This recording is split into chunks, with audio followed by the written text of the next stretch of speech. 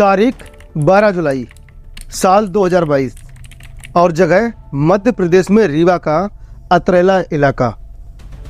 रुक रुक कर हुई रात भर की बारिश अब थम चुकी थी। उमस भरे मौसम में ज़्यादातर लोग घरों के भीतर ही थे। गलियों में थोड़ी बहुत ही चहलकदमी थी। तभी एक घर से चीखने की तेज आवाज़ सुनाई देती है। लोग घरों से बाहर निकलते हैं और हैरानी भरी नज़रों से इधर उधर देखते हैं। चीख की आवाज़ एक बार फिर सुनाई देती है। लोगों के कदम उस घर की तरफ दौड़ पड़ते हैं जहां से आवाज़ सुनाई दे रही थी। घर का दरवाज़ा अंदर से बंद था और चीखें अभी भी जारी थीं। ऐसा लग रहा था कि किसी के साथ बहुत बेरहमी की जा रही हो।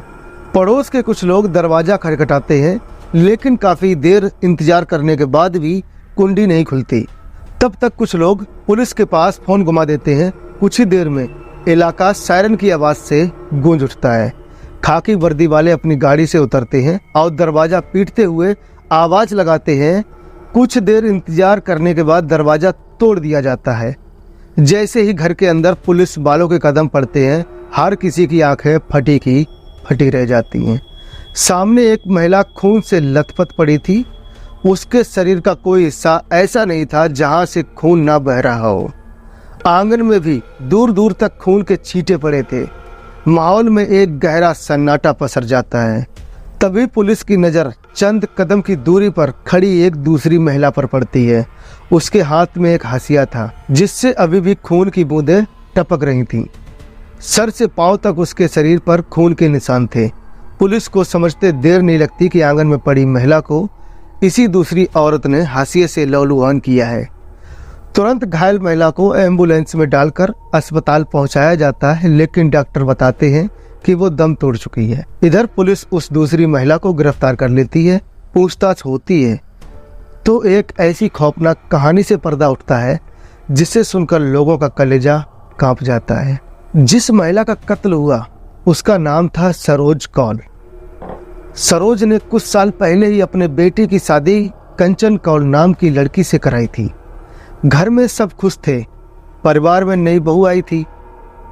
शुरुआत में तो सब ठीक था, लेकिन कुछ दिन बाद ही सास और बहू के बीच छोटी छोटी बातों पर बहस होने लगी।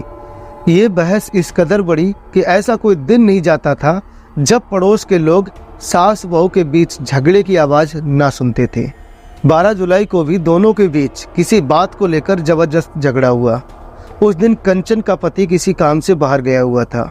आपको बता दें, झगड़े में कंचन इस हद तक भड़की कि उसने घर में पड़ा हंसिया उठाया और अपनी सास के ऊपर वार कर दिया। हंसिया लगते ही सरोज बेढाल होकर गिर पड़ी, लेकिन कंचन के हाथ नहीं कांपे। उसने एक एक कर सरोज के शरीर पर करीब 95 वार किए। सरोज ने दम तोड़ दिया। इस मामले में पुलिस ने कंचन के साथ साथ उसके ससुर वाल्मीकि कौल को भी आरोपी बनाया था, लेकिन कोर्ट ने सबूतों के अभाव में उन्हें बरी कर दिया। हत्या के इस मामले में क्रूर करार देते हुए कोर्ट ने हत्यारी कंचन कौल को सजाए मौत सुनाई। आज के लिए इतना ही। मिलते हैं किसी अन्य दूसरी कहानी में, एक दूसरी रियल घटना में।